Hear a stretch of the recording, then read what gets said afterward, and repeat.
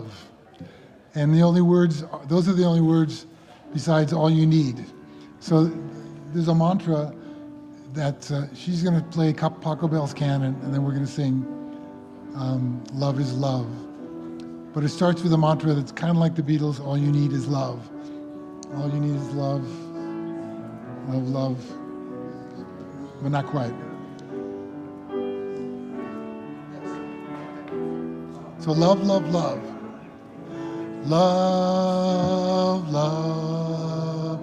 All you need is love. All you need is love, love, love. All we need is love. Is it we or you? All we need is love, love, love. And here's another thing you could sing. It goes like this. Love is love, is love, is love. Love is love, is love, is love. Oh, love is love, is love, is love. Love is love, is love, is love. Now back to the beginning. Love, love, all we need is love,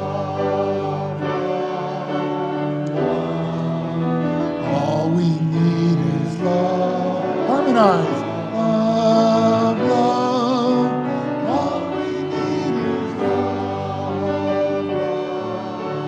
Now let's go on to the second part. Love is love. Love is love.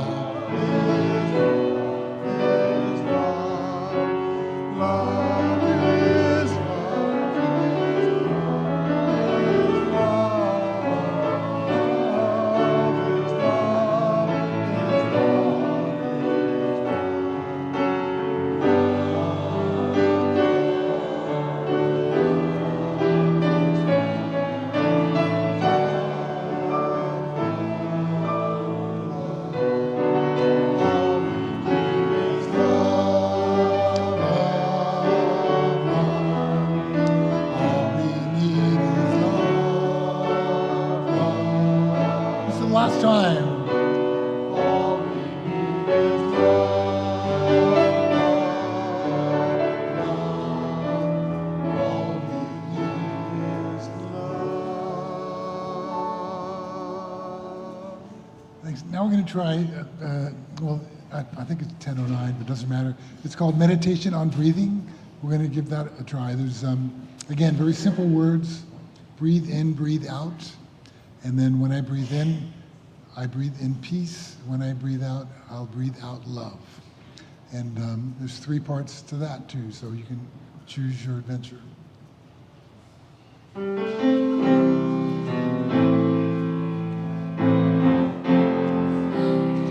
Snap along.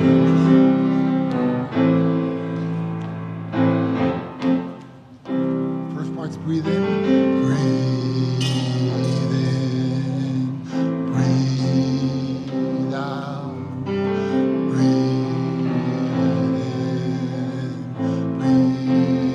Second part, when I breathe in, I breathe in peace. When I breathe out, I breathe out love. When I breathe in, where's Jane? I breathe in peace. When I breathe out, I breathe out. When I breathe in, I breathe in peace. When I breathe out, I breathe out love. When I breathe in, I breathe in. Sorry. When I breathe out, I breathe out. Now let's go back to breathe in, breathe out. Breathe.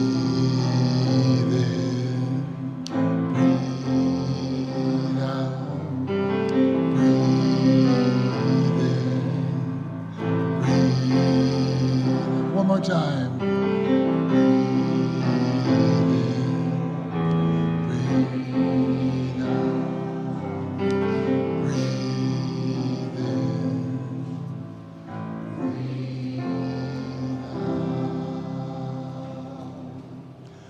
Okay, let's do one more. This one actually is in the hymnal and has a lot of words. It's number 1026, If Every Woman in the World. Kept their mind on freedom, on peace, then there'd be no more war. So let's give that a try. Number 1026.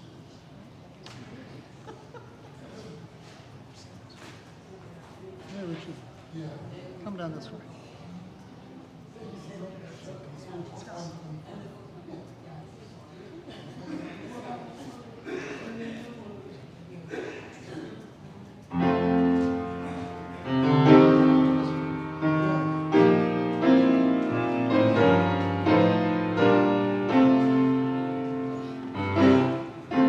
If every, so here we go. If every woman in the world had her mind set on freedom, if every woman in the world dreamed a sweet dream of peace, if every woman of every nation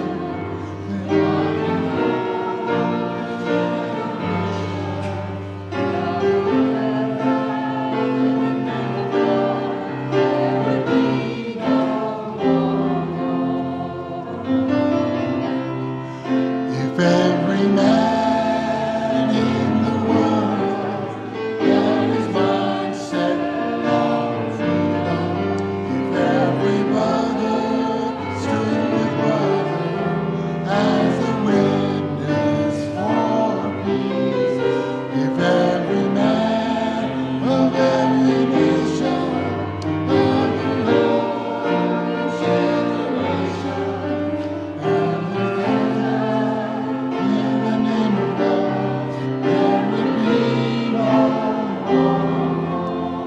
If every leader in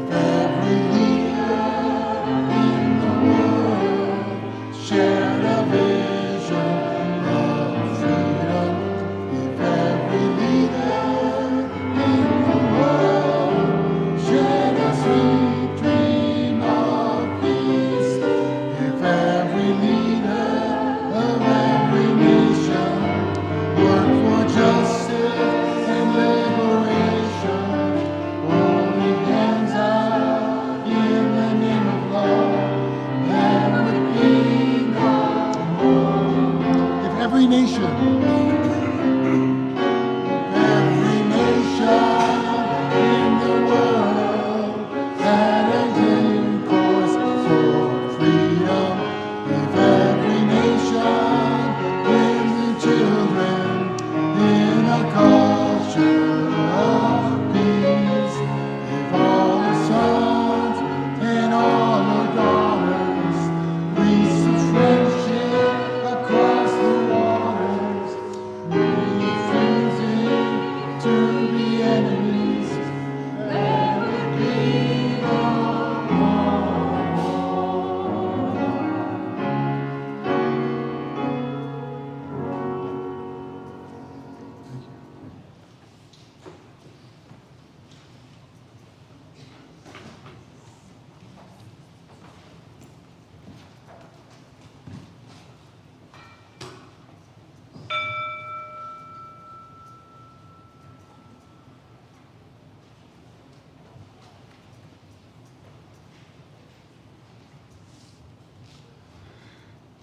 Good morning. Welcome to the church, Community Church of Chapel Hill, Unitarian Universalist. According to your order of service, I am not Kevin Bastian or Michelle Aitano. Their son Ben tested positive for COVID yesterday, and they are staying home, taking care of him, and staying home, taking care of us. My name is Bill Rode, and I'm a member of the Worship Associates Ministry. I especially want to welcome any visitors or newcomers to our church and to call your attention to the special note for you, welcome guests and newcomers, on the back side of the order of service. I would also like to welcome those of you attending online. Lyrics to hymns and all elements of the service may be found on the screen, and a complete order of service, including this week's announcements, are available via the link in the Sunday morning email and on the church website. Our in-person Sunday social is held immediately following the service, and I would invite you to stay today. We're having a special connections fair where you can learn about all the groups and ministries of the church. Please turn off or silence any cell phones during our service to maintain a worshipful experience. Whoever you are, whomever you love, however you arrived at this beloved place, you are welcome here.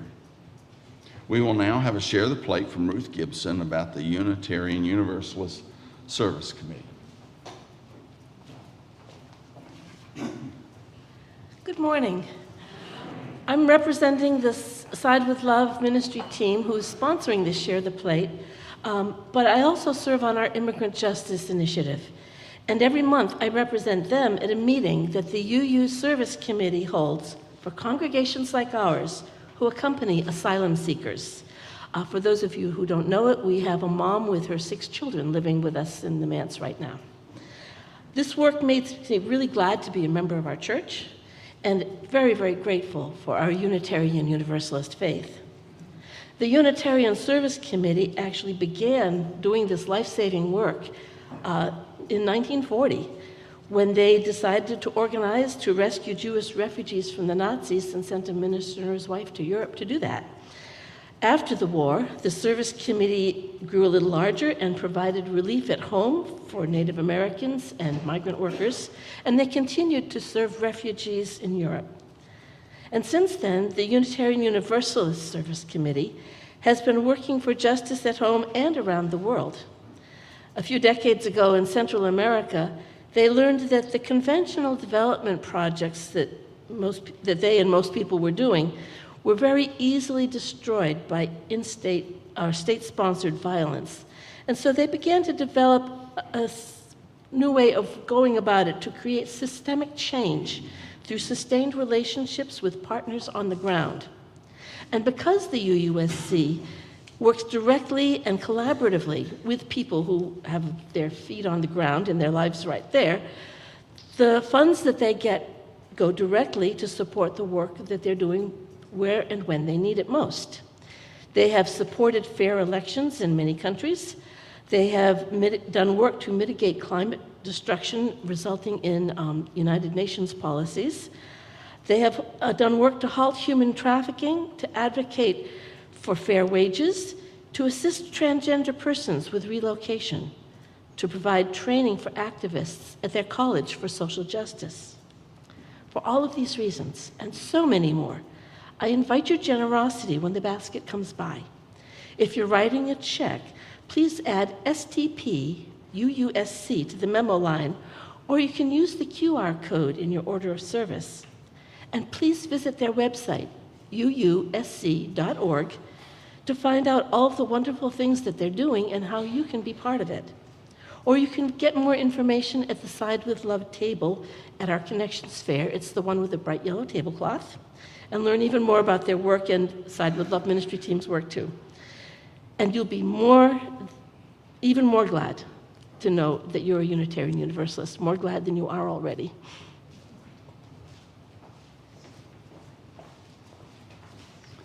Now please stand in body or spirit for our opening hymn, number 162 in the gray hymnal, "Gonna Lay Down My Sword and Shield."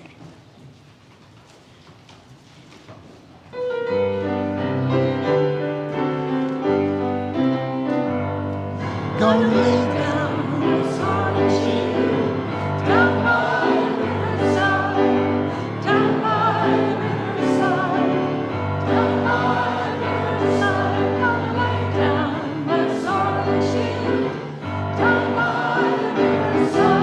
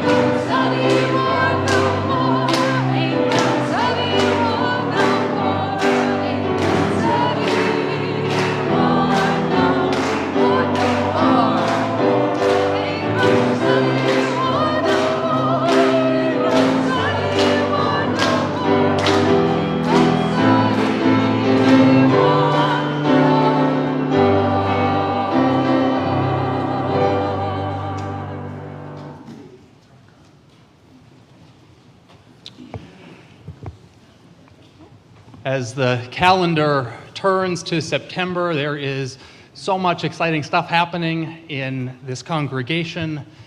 We have the Connections Fair today, and next Saturday, our wonderful picnic at the Camp New Hope. But one of the special things that, as the calendar turns to September, is that we get to welcome in a new intern minister. And I have the great honor of presenting to you, introducing to you, Kaylee Grogan. Kaylee is a graduate of Harvard Divinity School, a lifelong UU hailing from Bangor, Maine, and she will be with us for the next 10 months as our intern. So let's give a very, very warm welcome to Kaylee.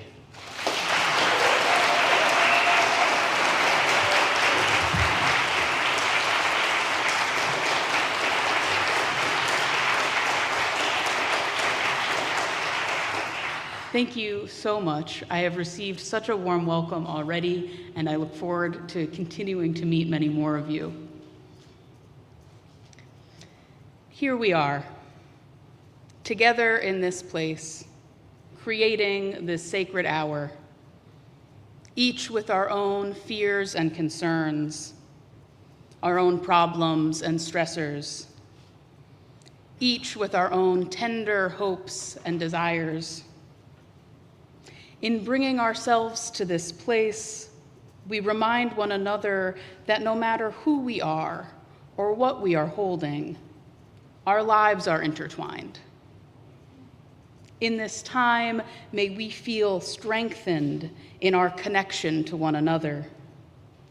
May we feel called in the direction of mutual care and understanding. May we open ourselves up to the possibility of transformation that knowing one another brings. Come, let us worship together.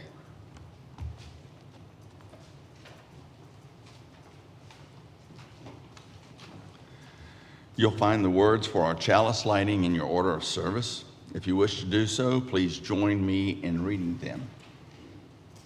Many prefer a negative peace, which is the absence of tension, to a positive peace, which is the presence of justice.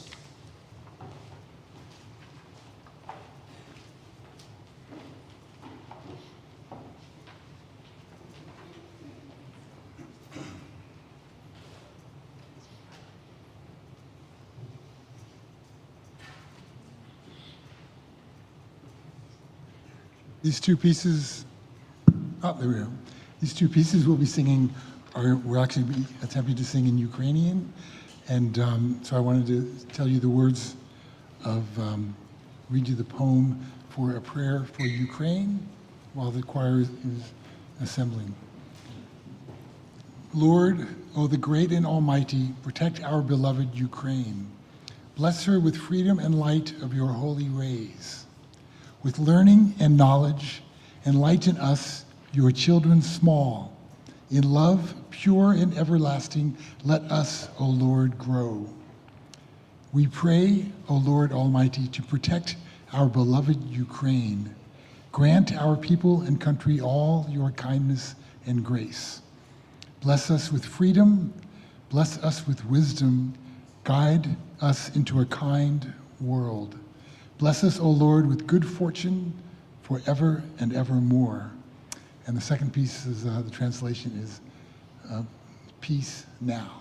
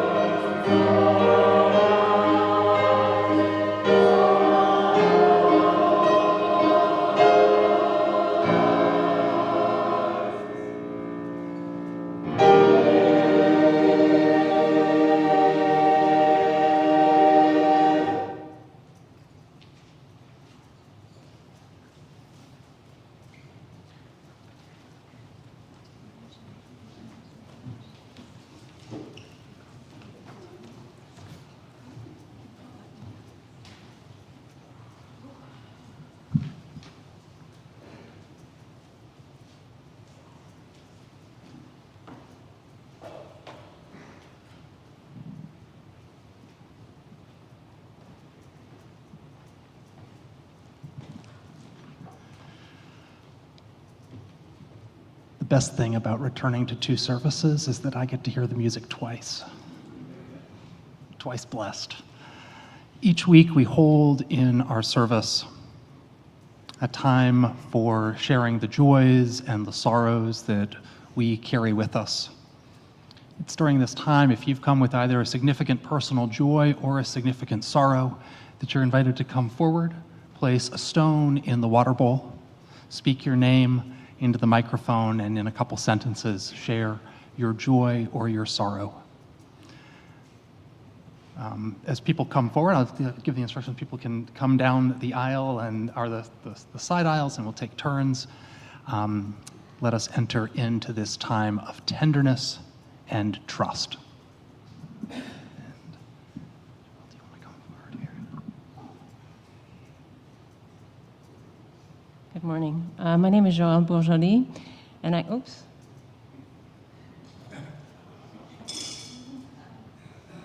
have a deep sorrow. Some of you know that my older sister passed away about a month ago now. It's quite sudden cardiac arrest. So we're planning a celebration of life for her later this year. But then Friday got a really great joy. My son Elijah passed his road test. So now he can drive himself to school and all over. Thank you.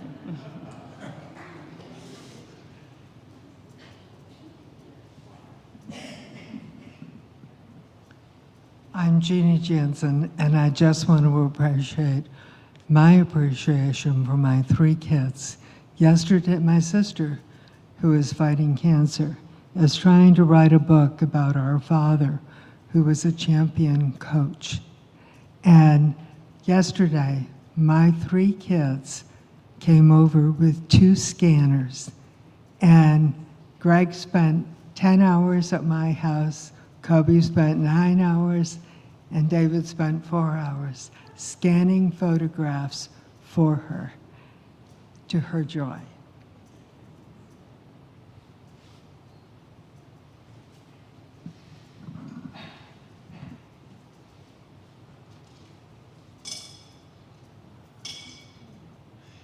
I'm Will Hoy, my husband Jonathan Bittner.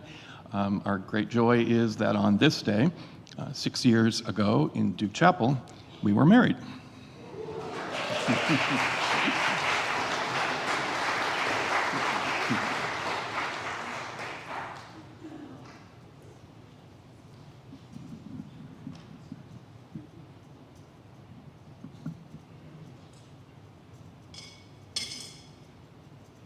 Hi, hello, I'm Margaret Ree. This is husband Howard, and I was here a few months back sharing that my mom has pancreatic cancer, and since that time my dad also has kidney disease, which is at a stage where he's going to be dying.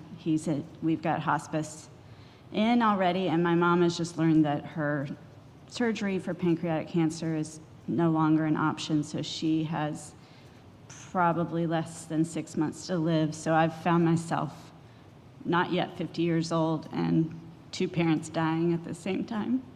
So please keep me and them in your thoughts.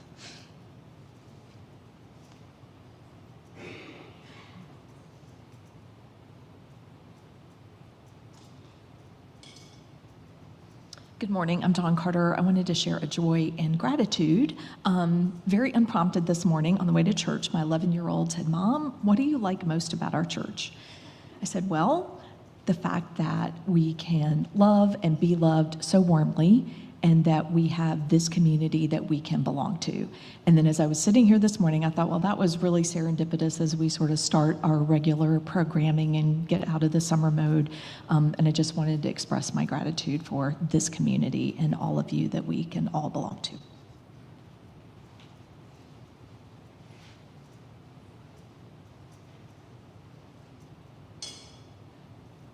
That joins my stone from the first service. My name is Amy Maddox, and I'm wanted to share that I spent some of yesterday in a booth of the Democratic Party out in Fletcher, North Carolina at the Mountain State Fair, because my husband is running in the Democratic primary to represent the 11th District of North Carolina in the U.S. House of Representatives to officially launch in probably mid-October.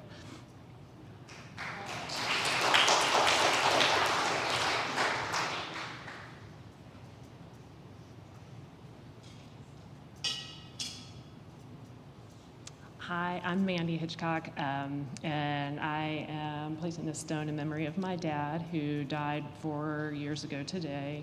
My mom has been gone for well over 20 years at this point, and it is a strange journey to walk without parents in the world, but mostly I just want everybody to think about my dad today. He was a great dad. He didn't know a ton of people, I guess, in his life. So it's probably just me and my kids and my brother that actually remember the date today. So if you can just think of him today, that would be great. Thanks.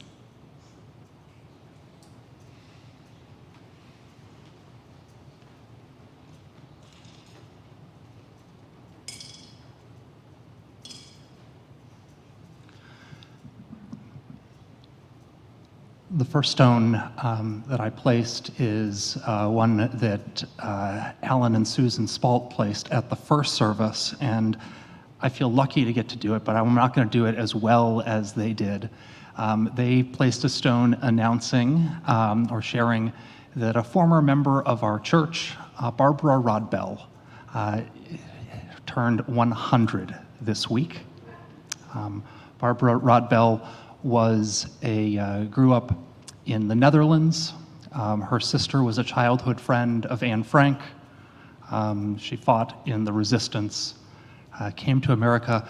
The Spalt shared that I didn't know this, that she joined the Ringling Brothers Barnum and Bailey Circus and did ballet dance on elephants, which I did not know, but also lived her life committed to justice.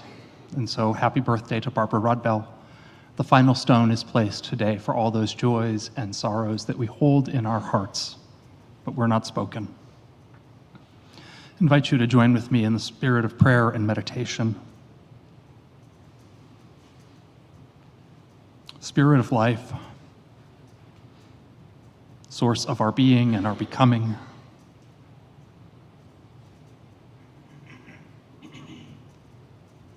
help us to feel our joys and our sorrows fully in the depths of our hearts. We hold remembrance for loved ones no longer with us.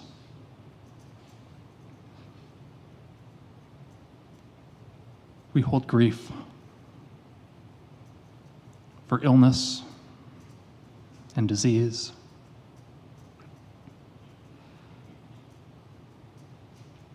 We hold thanks. Thanks for this community. Thanks for the gift of our paths crossing.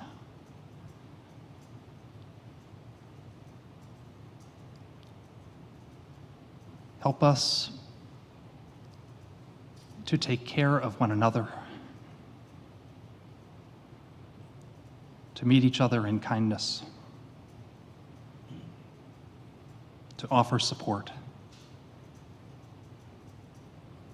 to celebrate love,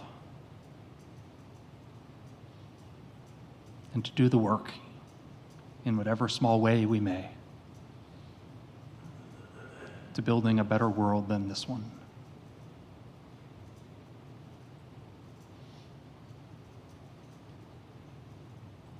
Amidst all of our joys and our sorrows, our celebrations, let us hold a few moments of tender silence as we connect with the prayers most deeply within our own hearts.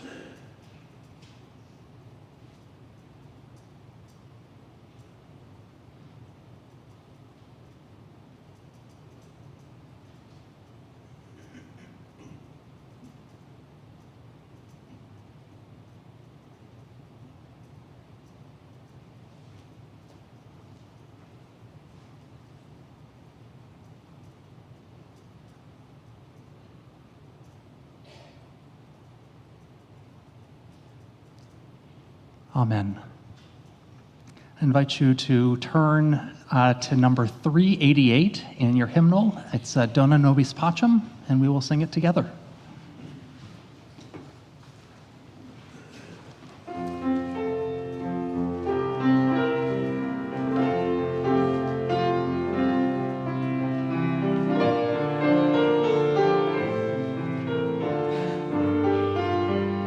Sing all three parts together. Do,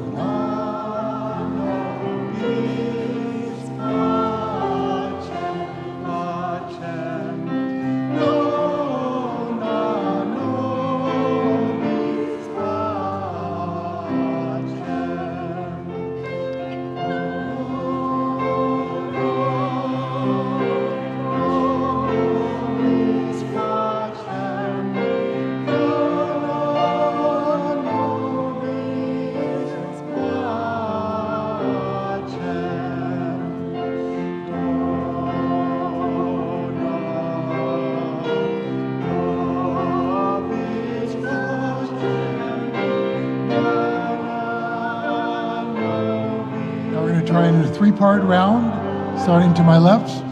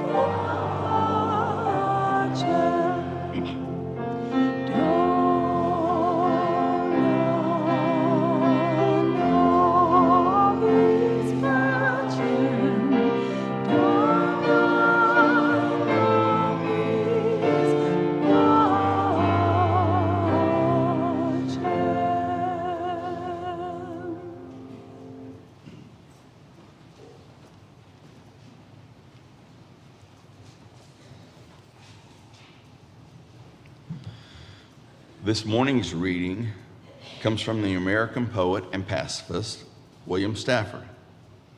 Stafford was born in 1914 and as a conscientious objector spent 4 years in a government work camp for conscientious objectors during World War II. Stafford's first book of poetry was published at the age of 48, and in 1970, Stafford was named Poet Laureate of the United States. This morning reading is his poem, The Unnational Monument Along the Canadian Border. This is the field where the battle did not happen, where the unknown soldier did not die. This is the field where grass joined hands, where no monument stands, and the only heroic thing is the sky. Birds fly here without any sound, unfolding their wings across the open. No people killed or were killed on this ground, hallowed by neglect and an air so tame that people celebrate it by forgetting its name.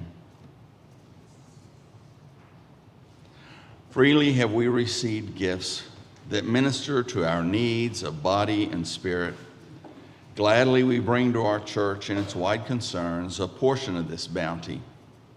If you wish to donate online, there's a QR code on the back of the order of service, and there's information on the church's website. Today, our generosity extends beyond our walls as we give to today's Share the Plate. Remember that you can donate online, or if you are writing a check, please write STP in the memo line. We will now receive the morning offering.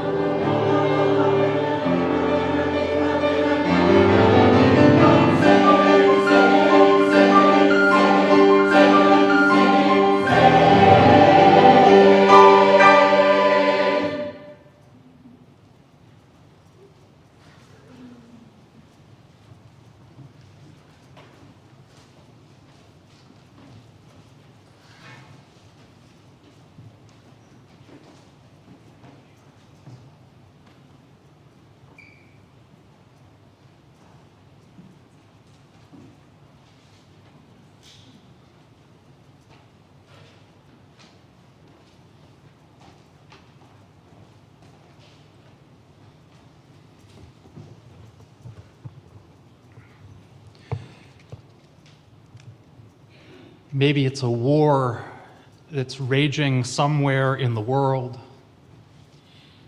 in Gaza or in Ukraine, and you are filled with grief, with heart sickness, and you cry out, "Let there be an end to killing. Let the bombs and bullets cease. May there be peace." Or maybe there's a conflict, a tension in your neighborhood, your community, your workplace. And this is draining. And you want so badly for there to be resolution. Let peace come. Or maybe the conflict's in your family. I hear that some families have conflict. Who gasped?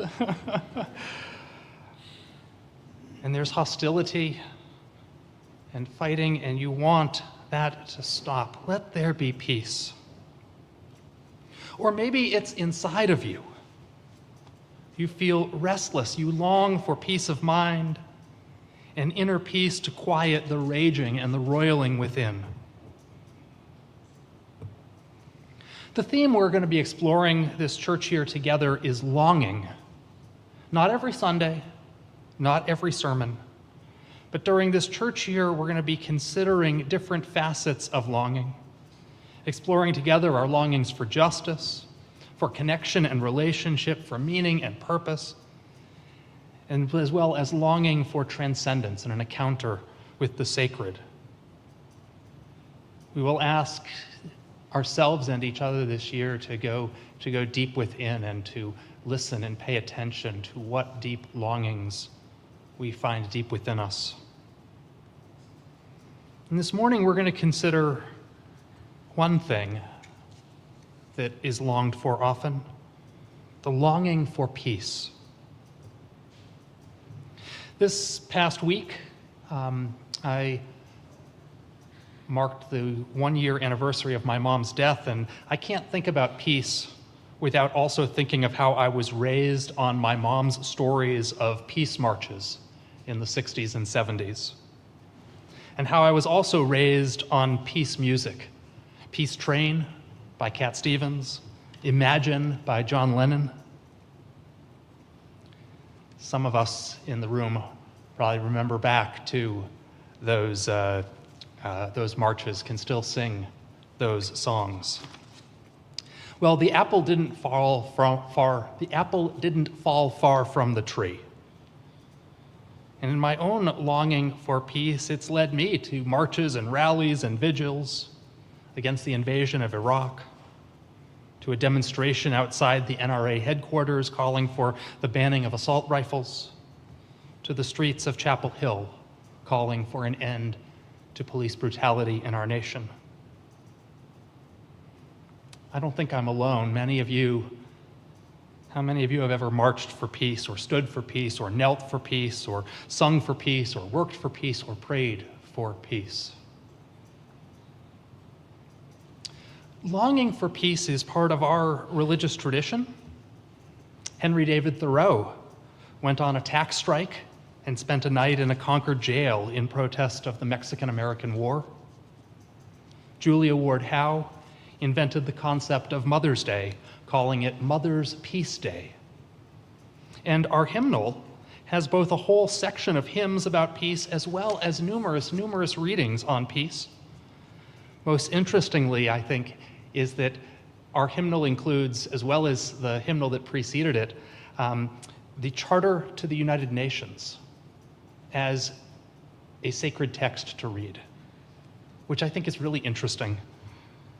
Unitarian Universalism may be the only religious tradition to consider the Charter of the United Nations to be a holy text, but we have no monopoly on peace. Blessed are the peacemakers, says Jesus of Nazareth. And the prophet Isaiah prophesies that the Messiah will usher in an age of peace where the lion shall lay down with the lamb. So the future world will include not only peace, as well as veganism for all animals in creation. Shout out to Chris. One of the things, though, that we might be careful about and guard against in longing for peace is confusing peace for calmness. There's a famous line from the book of Jeremiah. That's the prophet, not the bullfrog. I got that one. Didn't go very well at the first service either. But I kept it in, yeah. The prophet Jeremiah says, "They have treated the wound of my people carelessly, saying peace, peace, when there is no peace." What this line means is that peace is not something that can be achieved by just putting a Band-Aid over a problem, but peace is achieved through creating deep justice and deep solutions. Peace is less about outward conduct than it is about inner justice. Martin Luther King Jr. said the same thing, saying that there is a difference between a negative peace, which is the absence of tension, and a positive peace, which is the presence of justice. My favorite writing from Dr. King on peace came from a sermon that he gave in 1956. The title of the sermon was, "When Peace Becomes Obnoxious." When peace becomes obnoxious. The context for this sermon was that in 1956, a federal judge ruled that the University of Alabama had to let in students of color. And the first black student, a young woman named Autherine Lucy, enrolled.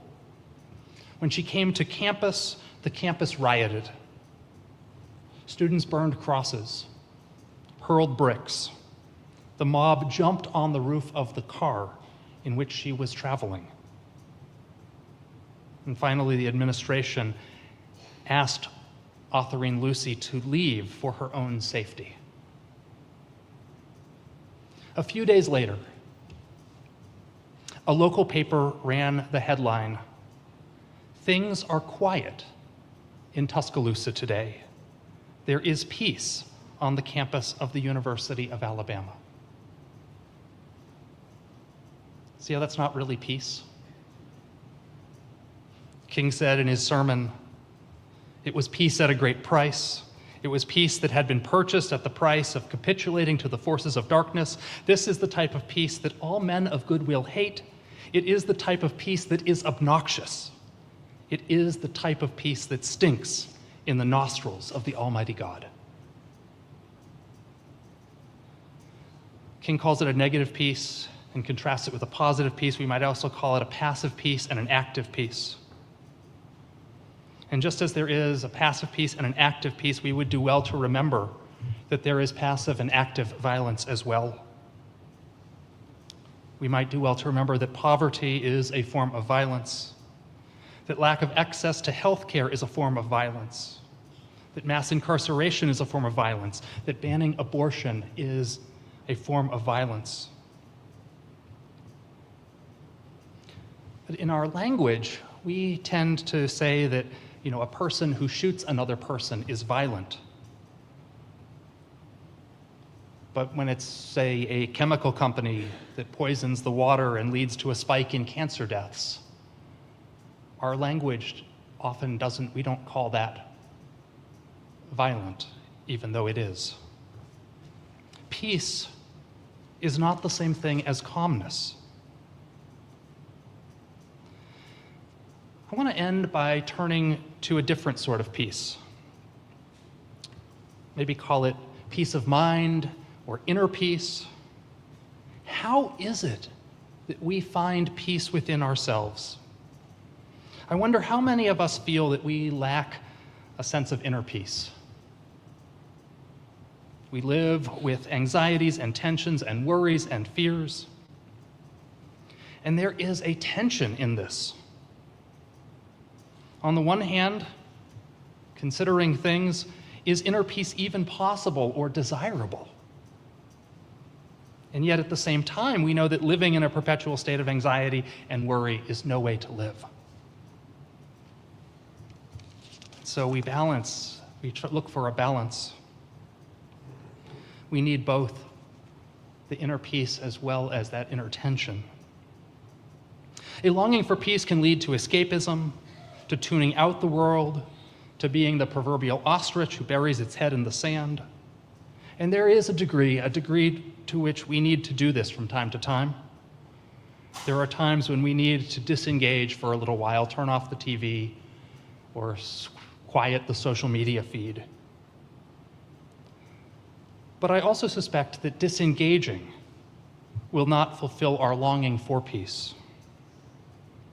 My colleague in Tulsa, Oklahoma, Reverend Marlon Lavenhar, preached a sermon not too long ago called Finding Inner Peace. It was a sermon about how to stay engaged, but also live with a sense of peace and purpose. Towards the end of his sermon, Marlon lifted up two qualities that he observed were present in people who had a sense of inner peace. The first quality, he said, is that people who have a sense of inner peace largely operate within their sphere of influence. This actually comes from Stephen Covey, and Marlon's a big Stephen Covey fan. Stephen Covey, the concept basically is that we have kind of three different spheres. We have our sphere of control, which is, all the things that we can control, which isn't that large. We have our sphere of concern, which is very large, which is all the things that we care about. And then somewhere in the middle, we have our sphere of influence, a place where we can actually make a difference, bend the arc. Marlon says that people who have inner peace largely operate within their sphere of influence, giving attention to the things that it's possible for them to change. But the second quality, he says, is paradoxical. It's the reverse of the sphere of influence. Marlon says that people who have a sense of inner peace find hope in doing what they believe is right, even when they are not sure that their efforts will make any difference at all. People who have a sense of inner peace find hope in doing what they believe is right, even when they are not sure that their efforts will make any difference at all. As we go forth this day, may we remember not to confuse calmness for peace. May we go forth to identify those places where we can make a difference. And let us go forth in the hope. Let us keep doing what we believe is right, even if we're not sure that it will work. Go in love and go in peace. And let us sing our closing hymn of the morning. It's a fun one. It is Harry Belafonte, Turn the World Around, 1074, the last hymn in the Teal hymnal. And I invite you to rise in body or in spirit.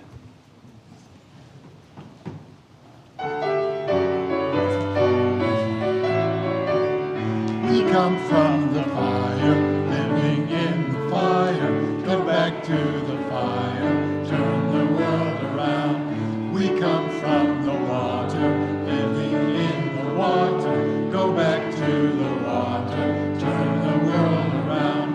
We come from the mountain, living on the mountain. Go back to the mountain, turn the world around. Oh, so is life. Oh, so is life.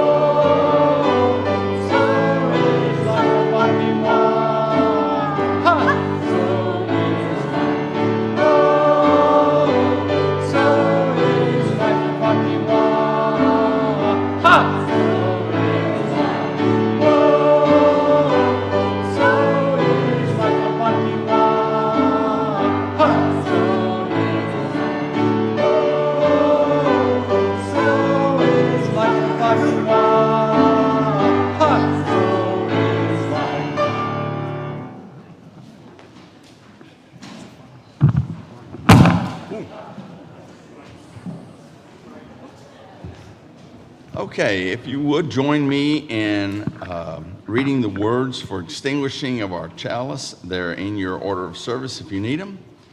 We extinguish this flame, but not the light of truth, the warmth of community, or the fire of commitment. These we carry in our hearts until we are together again.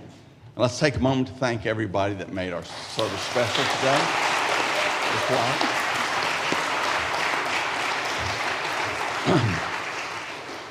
Now, if you would, please join us in singing Shalom. The words are in your order of service. And as you're comfortable, please either hold hands with the person next to you or cross your arms over your heart.